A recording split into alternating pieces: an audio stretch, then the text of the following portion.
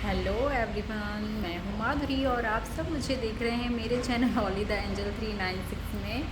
और आज महाशिवरात्रि का पावन पर्व है और आज ही के दिन मैं ये वीडियो बना रही हूँ। तो आप सभी को सबसे पहले महाशिवरात्रि पर्व की हार्दिक शुभकामनाएं। आज हमारे लिए बहुत ही ऑस्पिशियस डे है।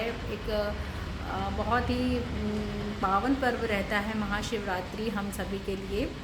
और जो भी शिव जी का डिवोटी है उनके लिए तो बहुत ही इम्पॉर्टेंट हो जाती है महाशिवरात्रि, क्योंकि इस दिन कहा भी जाता है कि महाशिवरात्रि के दिन की जो एनर्जीज़ रहती हैं वो बहुत पावरफुल एनर्जीज़ रहती हैं।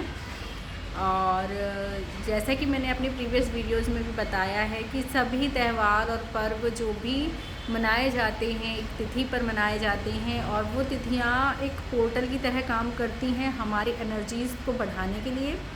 और हमारी एनर्जीज़ पर अगर हम उस दिन वर्क करते हैं, स्पिरिचुअल प्रैक्टिसेस करते हैं, तो उनका जो फल है वो हमको बहुत ज़्यादा मिलता है। मतलब यूजुअली हम डेली प्रैक्टिसेस करते हैं, लेकिन महाशिवरात्रि या ऐसे कुछ इम्पॉर्टेंट तिथियाँ आती हैं, उस दिन जो स्पिरिचुअल प्रैक्टिसेस की जाती हैं तो उस समय की जो एनर्जीज़ रहती हैं वो बहुत ज़्यादा हाई एनर्जीज़ रहती हैं, जिसके कारण हमको भी उस एनर्जी का फ़ायदा होता है और जो भी हमारी स्पिरिचुअल ग्रोथ है वो बढ़ जाती है हमारी। बहुत जल्दी हम उसमें ग्रोथ कर सकते हैं। तो हेलो एवरीवन, आज का टॉपिक होने वाला है शिव शक्ति के बारे में ही। और मैं थोड़ा सा बताना चाहूँगी कि महाशिवरात्रि पर्व में बोला जाता है कि शिव जी और पार्वती जी की मैरिज हुई थी, और आज के दिन व्रत भी रखा जाता है महाशिवरात्रि का। और इस रात्रि को बोला जाता है कि इस रात्रि में जो है वो स्पिरिचुअल प्रैक्टिसेस के लिए बहुत बेस्ट रहता है। हालांकि मैंने किया है बहुत प्रैक्टिसेस, लेकिन कभी कभी ऐसा होता है कि आप नहीं कर पाते। रात्रि भर का जागरण बोला जाता है महाशिवरात्रि में भी करने को, ये उसका एक अलग इम्पोर्टेंस है। लेकिन कभी कभी ऐसा होता है ना कि हम चाहते तो हैं लेकिन नहीं हो पाता। तो मैंने बहुत सारी प्रैक्टिसेस की हैं महाशिवरात्रि के दिन भी, और आज भी मैं व्रत हूँ महाशिवरात्रि का, और रहना ही चाहिए महाशिवरात्रि का व्रत। और आप सभी जानते हैं कि व्रत रहने से डिटॉक्सिफिकेशन होता है हमारी बॉडी का, और डिटॉक्सिफिकेशन बहुत ज़रूरी रहता है, क्योंकि आज के दिन जब हम कुछ भी नहीं खाते हैं और स्पिरिचुअल प्रैक्टिसेस करते हैं तो हमारी जो चेतना है, हमारी जो एनर्जीज़ हैं, उनको ऊपर बढ़ने का बहुत ही अच्छा हमारी फिजिकल बॉडी में और हमारी साइकिक बॉडी में ऊपर बढ़ने के लिए हमको फिजिकली भी अपने आप को फ्री रखना पड़ता है, ताकि हमारी चेतना अदर्स काम पे ना लगे, सिर्फ हमारे स्पिरिचुअल प्रैक्टिसेस या स्पिरिचुअल ग्रोथ में ही लगे। तो शिव शक्ति महाशिवरात्रि मनाई क्यों जाती है, और महाशिवरात्रि पर्व को एक इतना इम्पॉर्टेंट माना जाता है, जिन एनर्जीज़ को इतना हाई वाइब्रेशन में क्यों देखा जाता है। तो हर एक जो पर्व मनाया जाता है ना हमारे कम्युनिटीज़ में, तो उनका सबका एक बहुत ही अलग महत्व रहता है। एक तो ये हो गई कि ये सर्टन पोर्टल्स जो रहते हैं ना इस दिन खुलते हैं, और इनकी एनर्जीज या इनकी वाइब्रेशन बहुत ज़्यादा हमको फील होती है। लेकिन अगर उसके बिसाइड देखा जाए तो महाशिवरात्रि मीन्स शिव और शक्ति का मिलन, शिव और शक्ति का मिलन।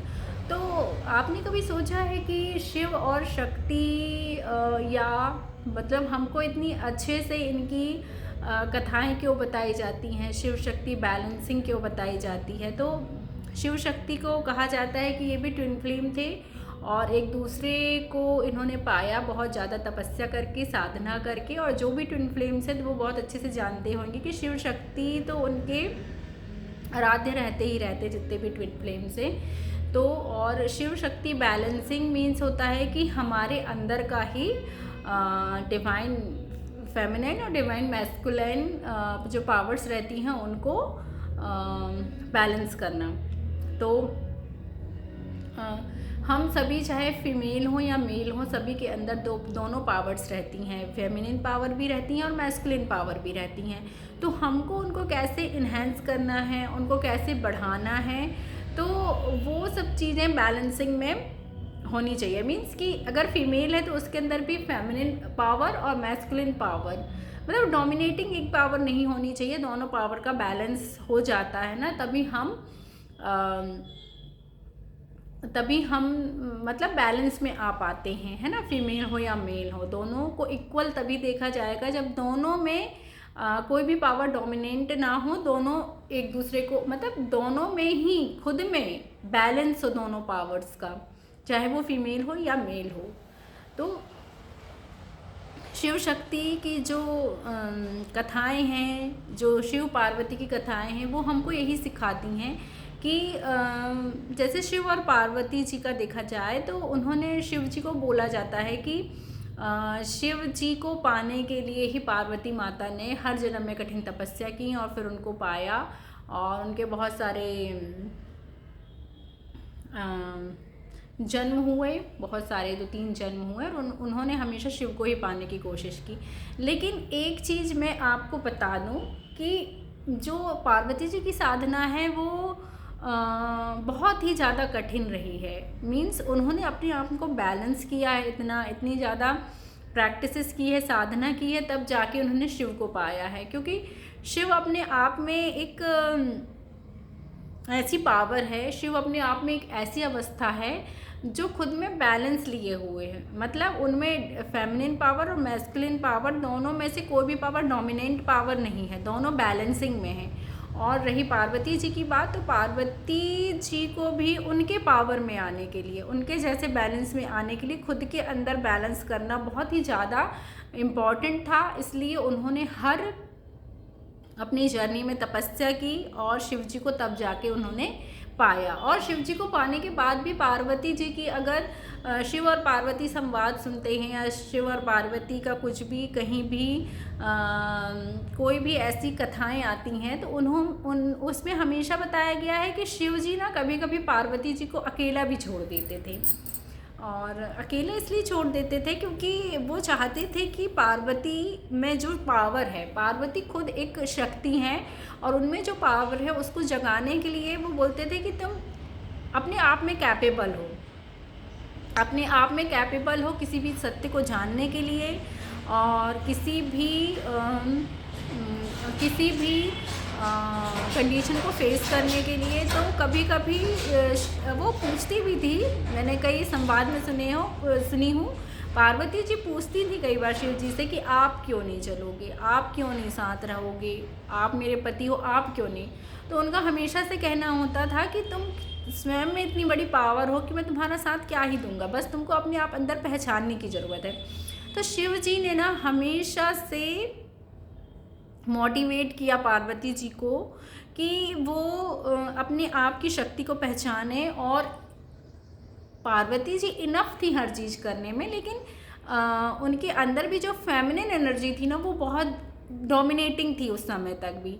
लेकिन जब वो बैलेंस में आई तो सभी जानते हैं कि पार्वती ने दुर्गा का रूप भी लिया, शक्ति ने काली का रूप भी लिया। तो मीन्स वो इनफ है हर चीज़ करने में। तो जो हमारे व्रत और त्यौहार रहते हैं ना वो हमको यही सिखाते हैं बैलेंसिंग करना, है ना। और व्रत इसलिए भी रखे जाते हैं हमारे कल्चर में कि व्रत डिटॉक्सिफाई करते हैं। स्पिरिचुअल प्रैक्टिसेस जो कोई भी करता है तो वो अपने आप को बैलेंस में फील करता है, अपनी शक्ति, अपनी मीन्स व्रत एक प्रकार की है हमारे लिए, जो हमारी पावर्स को बढ़ाने का काम करती हैं।